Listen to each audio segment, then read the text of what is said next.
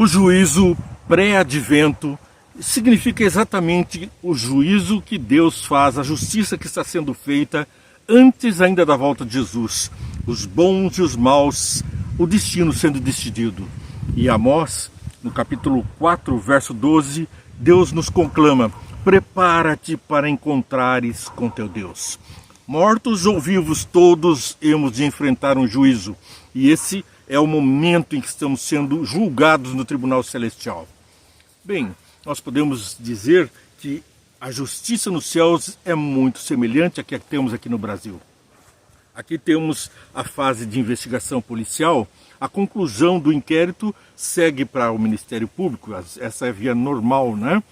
Depois, então, do Ministério Público oferece, então, uma denúncia, e essa denúncia, sendo aceita pelo juiz, nos crimes de assassinato, de morte ou tentativas de homicídio, esses crimes são, então, encaminhados para um tribunal especial diferente dos demais.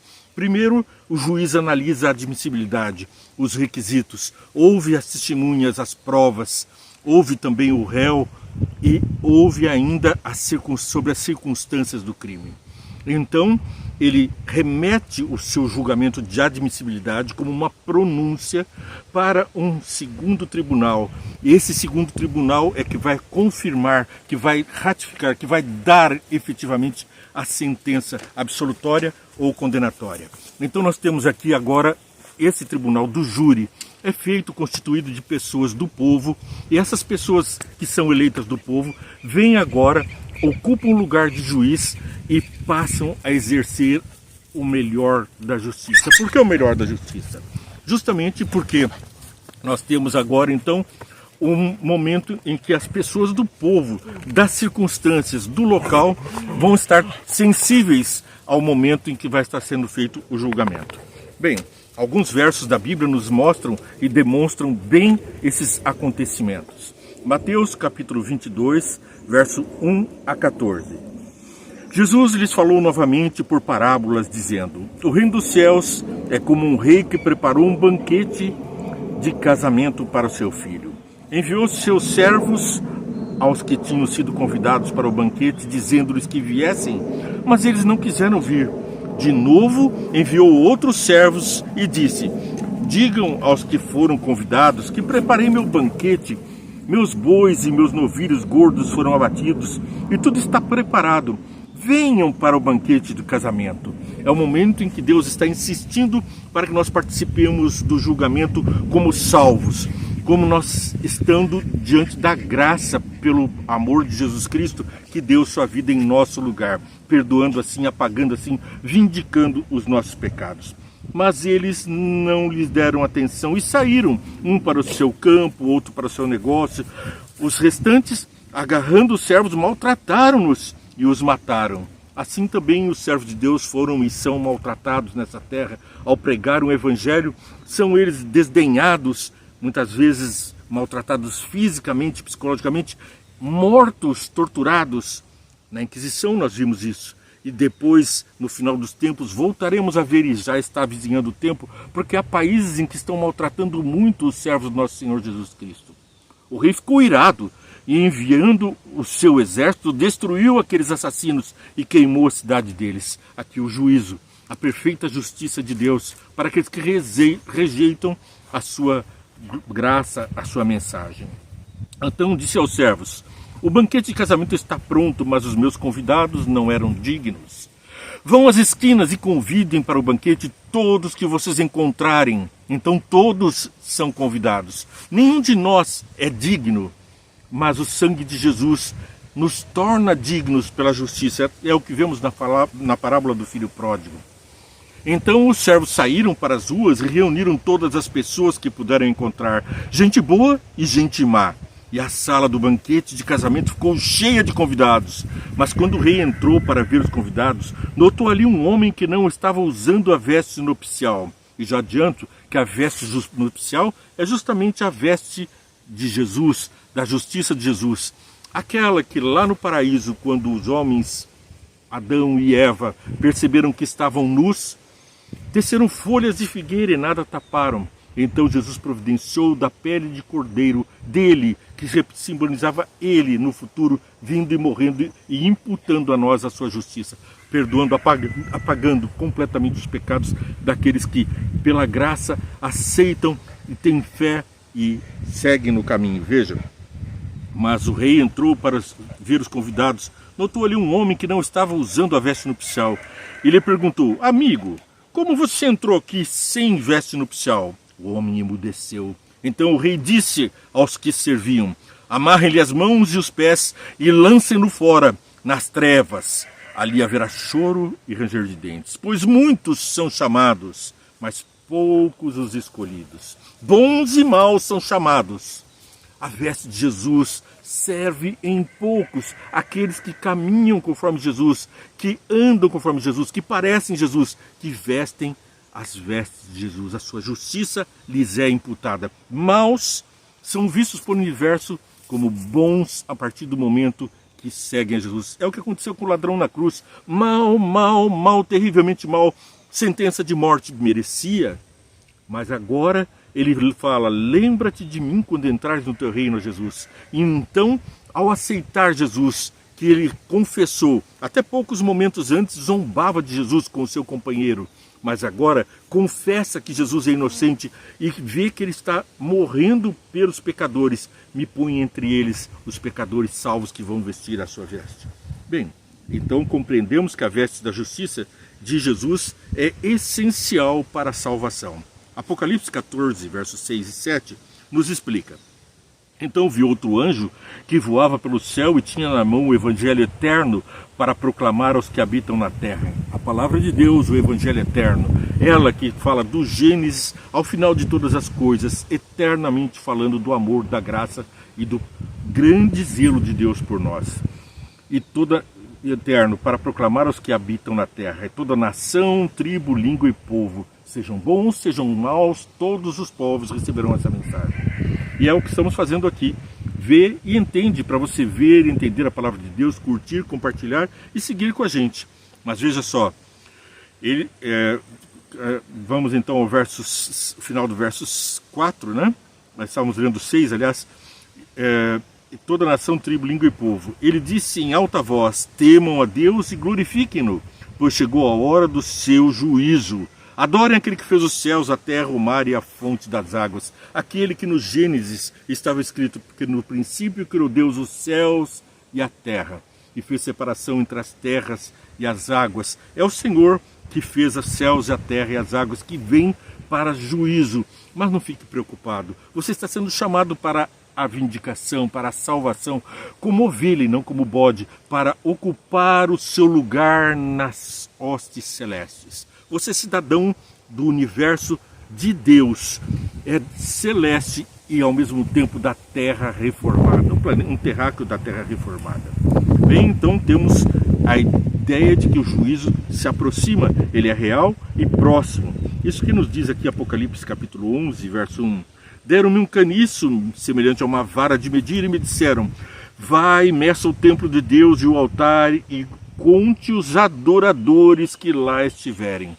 Portanto, Deus dá ordem para contar aqueles que são os adoradores, aqueles que estão diante do Cordeiro de dia e de noite, buscando a salvação que foi ofertada na cruz. Mas eles a reivindicam como seu quinhão: a salvação é tua. Bem, no verso 18, as nações se iraram e chegou a tua ira. Chegou o tempo de julgares os mortos e de recompensarem os teus servos, os profetas e os teus santos, e os que temem o teu nome, tanto pequenos como grandes, e de destruir os que destroem a terra. Os maus, os que destroem a terra, passarão pela destruição, para que possa haver um ambiente de paz e segurança, onde possa se haver perfeita adoração. E no verso 19, então foi aberto o santuário de Deus nos céus, e ali foi vista a arca da sua aliança. Houve relâmpagos, vozes, trovões e um terremoto e um grande temporal de granizo. Por quê? Porque o juízo de Deus vem impetuosamente. Apesar dos grandes avisos, a justiça finalmente será feita. Tudo isso Jesus mesmo explica depois, o que está escrito em Daniel 7, 9 a 14. Vamos ver o que Jesus disse sobre isso daqui a pouquinho. Daniel, capítulo 7, versos 9 a 14. Enquanto eu olhava, tronos foram colocados e um ancião se assentou. Sua veste era branca como neve, a justiça perfeita, não é mesmo? O cabelo era branco como a lã, seu trono era envolto em fogo e as rodas do trono estavam em chamas.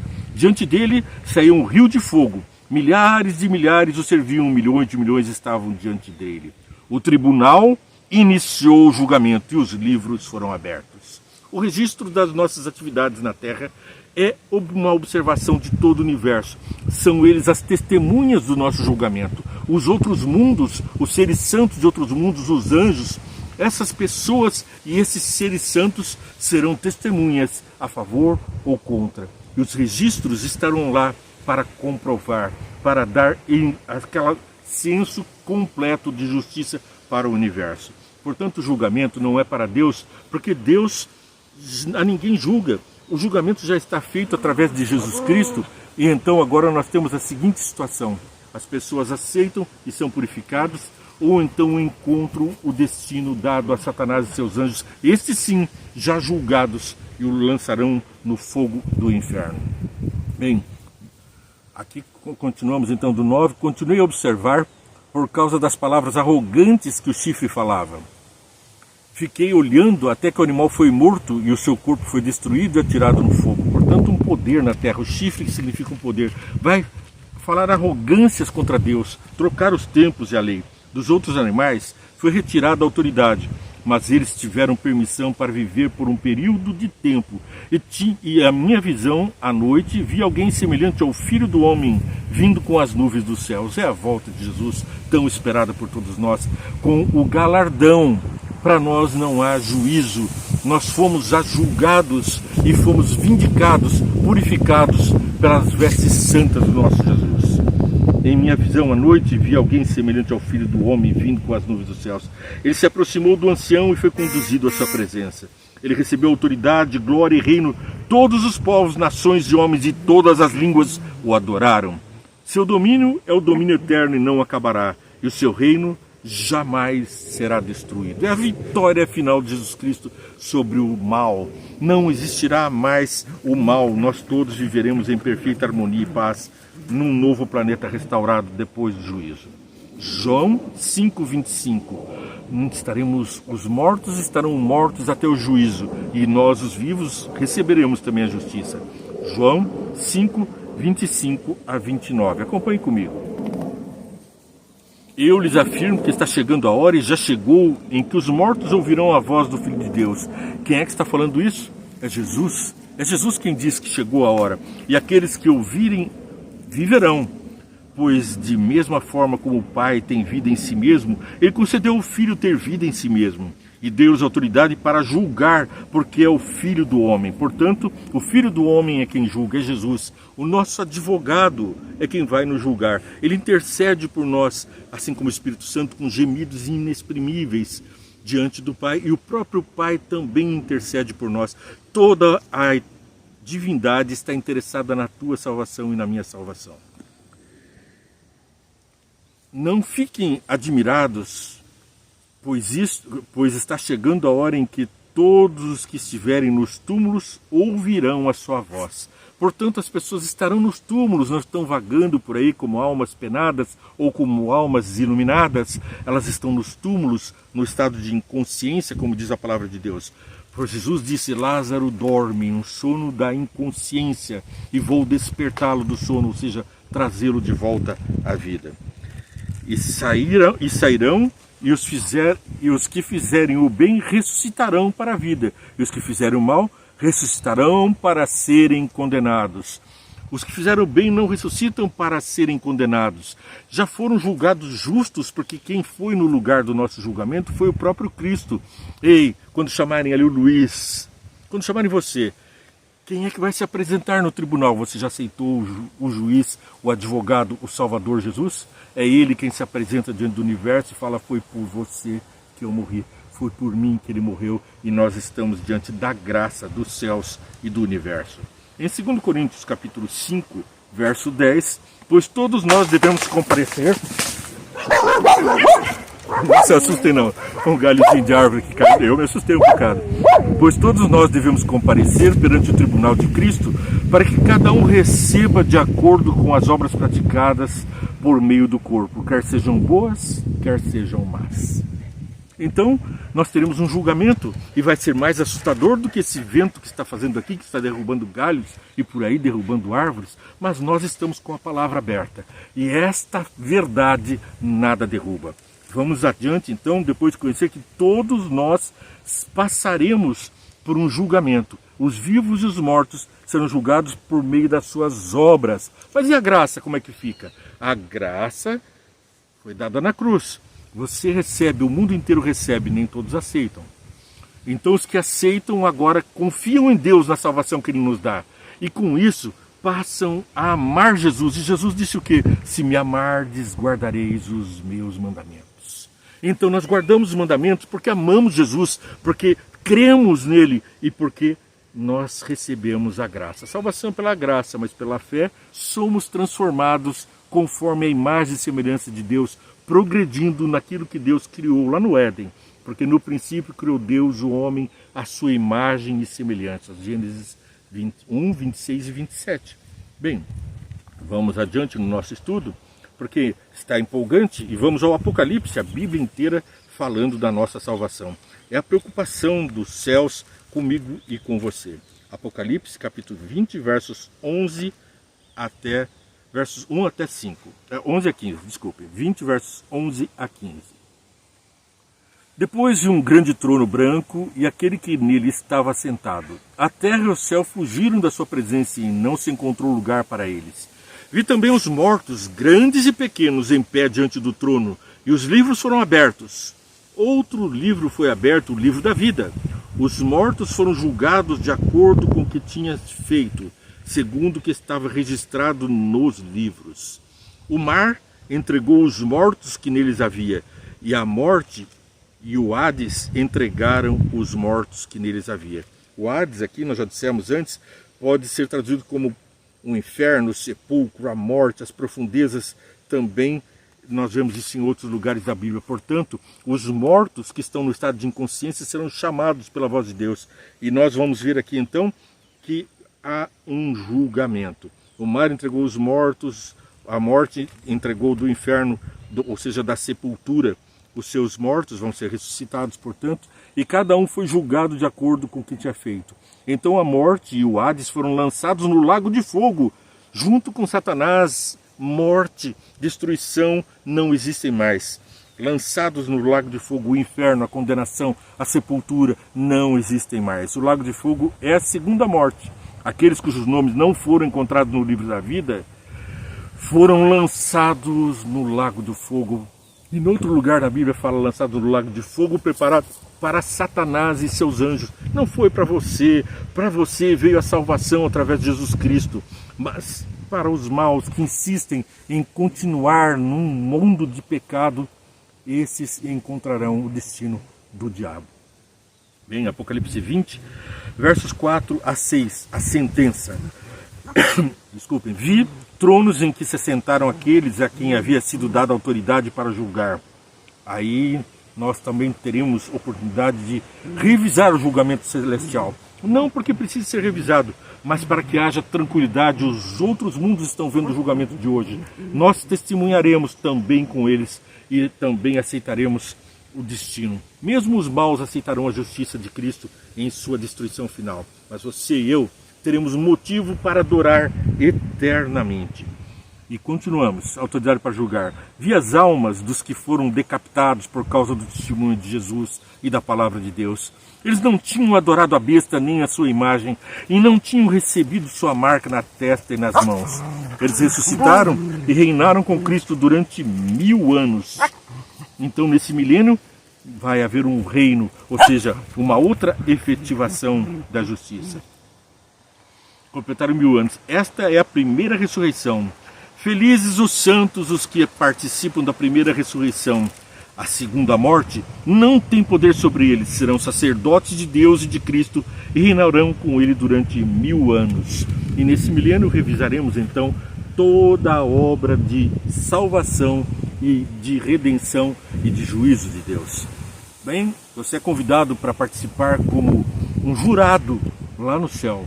Não seja réu, venha com a gente, venha, entende a palavra de Deus, curta, compartilhe, siga, vem com a gente, persiga a palavra de Deus para ver e entender e atender, porque a mensagem não é de destruição, ela é uma mensagem de salvação. E agora nós vamos a Daniel capítulo 8, 14, veja que a Bíblia nos conduz a Daniel, Apocalipse, que devem ser estudados simultaneamente, por serem livros que falam dos últimos momentos da história desse mundo, antes da volta de Jesus. Daniel 8, 14, a escatologia bíblica presente. Ele me disse, isso tudo levará 2.300 tardes e manhãs, então o santuário será reconsagrado, purificado, noutra tradução. Então é importante nós sabermos que 2.300 tardes e manhãs é um tempo profético para a restauração da verdade. E esse tempo tem um princípio e tem um fim. As profecias bíblicas são precisas. O nascimento de Jesus foi descrito com precisão absoluta. A sua morte também, dia, mês, ano, hora da morte, tudo estava nas profecias. Isso nos torna crentes mais ainda, porque ninguém pode explicar a precisão profética. Bem, vamos, 2.300 homens, e os homens serão, então o tabernáculo será purificado. Hebreus 9, 23. É Paulo quem escreve aos Hebreus explicando esse assunto e também para nós. Portanto, era necessário que as cópias das coisas que estão nos céus fossem purificadas com esses sacrifícios, mas as próprias coisas celestiais com os sacrifícios superiores. Então, isso tudo que acontece na terra também está repercutindo no céu. Há lá também um tabernáculo, um julgamento que está acontecendo. A purificação do universo também acontece por lá. Daniel 7, aliás, porque foi lá que começou o mal com a queda de Satanás, foi nos céus. Lá também precisa passar por uma purificação. Daniel 7, versos 9 a 14. Enquanto eu olhava, tronos foram colocados, e um ancião se assentou. Sua veste era branca como a neve, o cabelo era branco como a lã, seu trono era envolto em fogo, e as rodas do trono...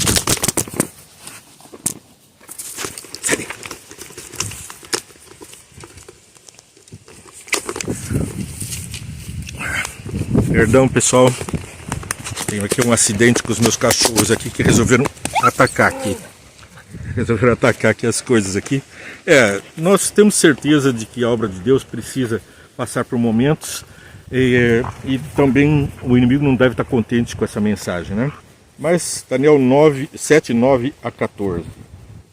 Enquanto eu olhava então os tronos, estávamos no verso 10. De diante deles saiu um rio de fogo, milhares o serviam, milhões e milhões estavam diante dele. O tribunal iniciou o julgamento e os livros foram abertos.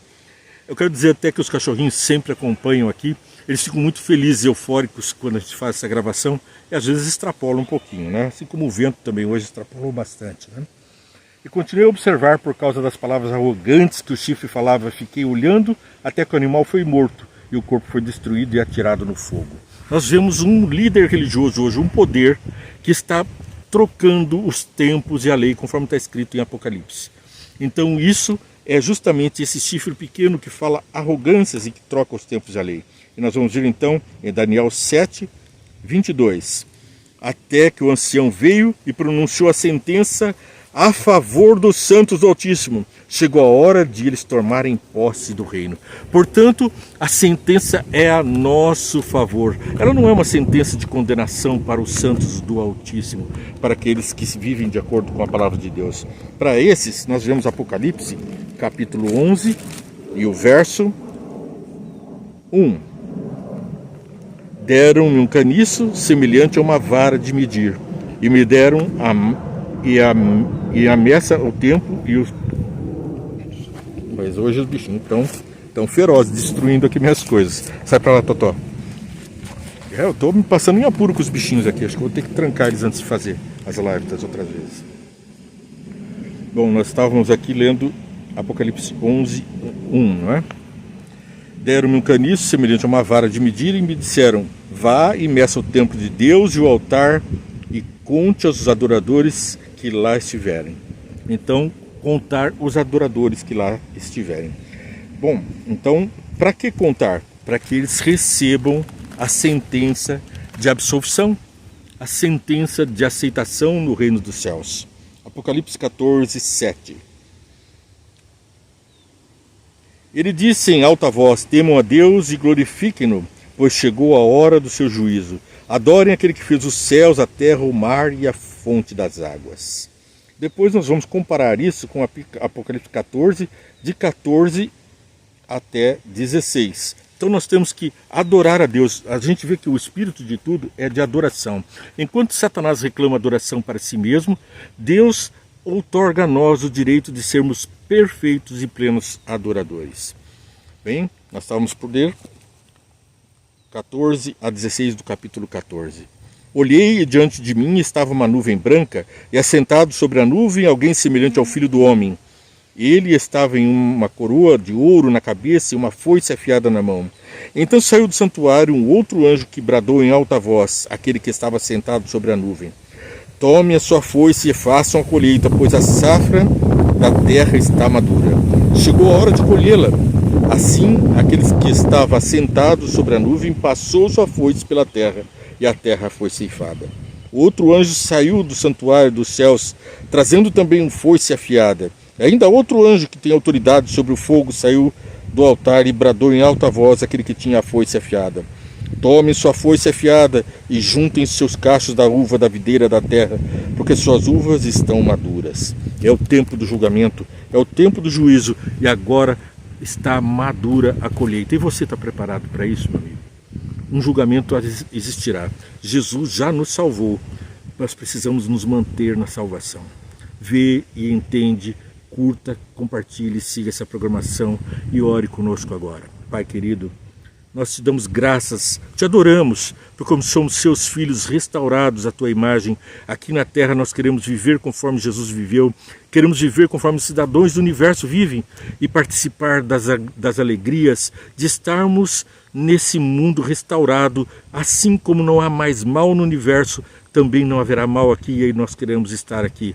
Que cada um que está aqui agora, Senhor, possa vir com a gente, seguir a sua palavra, atender os teus reclamos e assim estar na salvação, na eterna redenção que o Senhor preparou para nós e não na condenação. É o que eu peço em nome de Jesus. Amém. Deus te abençoe e muito.